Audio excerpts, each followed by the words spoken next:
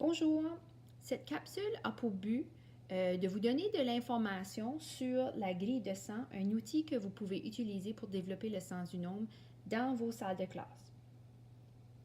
À l'écran, vous voyez un premier modèle jaune en plastique. Au dos, c'est une grille de 100 vierge.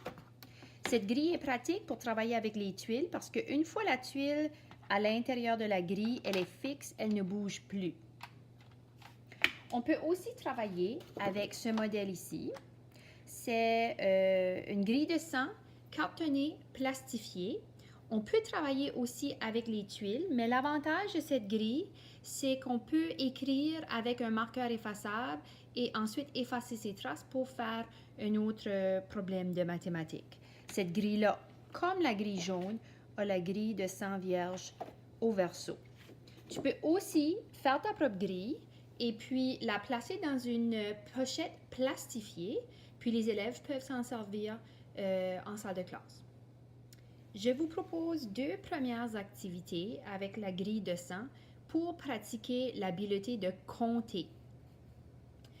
Tout d'abord, vous pouvez demander à l'élève de placer les tuiles dans la grille de nombres dans le bon ordre. Plusieurs variantes se présentent parce que, comme vous voyez ici, si je travaillais avec un élève peut-être de la maternelle ou de la première année, j'ai ressorti à peu près une dizaine de tuiles. Le 20 ne devrait pas être là. Et puis, l'élève irait placer les tuiles dans le bon ordre dans la grille. Si l'élève peut aller plus loin que 10, on peut lui ressortir plus de tuiles.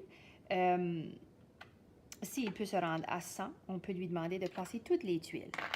Pour un défi ajouté, comme vous voyez ici, le côté chiffré, l'élève a un modèle pour les nombres, mais on pourrait aussi demander à l'élève de placer les nombres sur le côté vierge. Alors, ça demande à l'élève de faire une activité un peu plus complexe. Une deuxième activité en lien avec compter et de demander à l'enfant de compter à voix haute à partir de la grille de 100 et ce du côté chiffré. Un élément très important, demander à l'enfant de pointer les nombres au fur et à mesure qu'il les nomme pour que vous puissiez vraiment aller évaluer si l'élève associe le mot au symbole mathématique, c'est-à-dire le nombre. Il y a plusieurs variantes que vous pouvez utiliser. Tout d'abord, vous pouvez demander à l'enfant de compter en commençant avec le 1 et de se rendre aussi loin que possible. Vous pouvez demander à l'enfant une activité un petit peu plus complexe, de commencer à partir d'un nombre.